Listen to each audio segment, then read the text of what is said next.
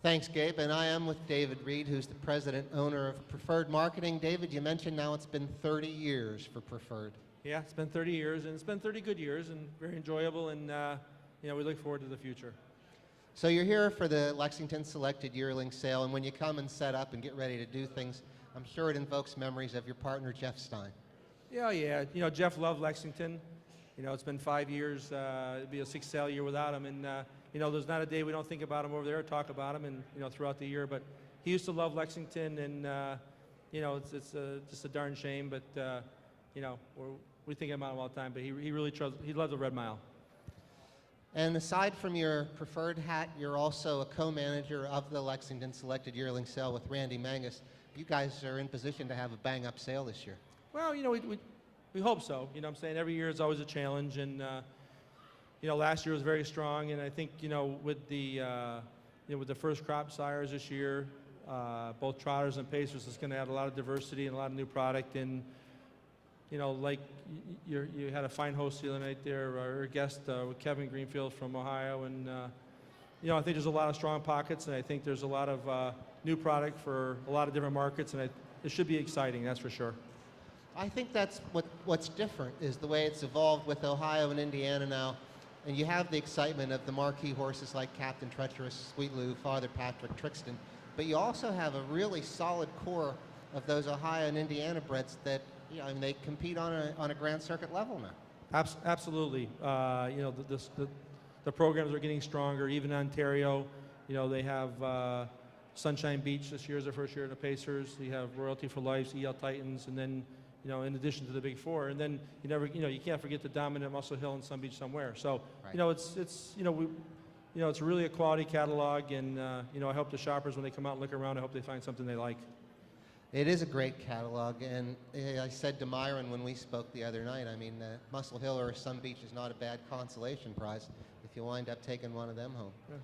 And in your consignment this year, how many horses are we selling? 143's catalog. We have a couple outs, but right around 140, and represent a broad base of breeders.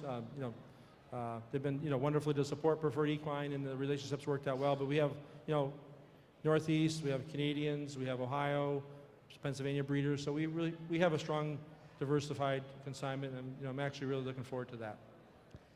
And it's just time, I guess, for the horses to come over to Fasig-Tipton now. Some today. There were some people headed out that way, and more tomorrow, I guess. Yeah, we were very busy. Traditionally, we like to show today. Local guys are getting ready to ship in, and we had a great turnout today. We had great weather, and luckily, the first day showing is always a little bit of a rodeo, but the customers were very patient with us, and we appreciate them coming out. But it was really a good day and very enjoyable for sure.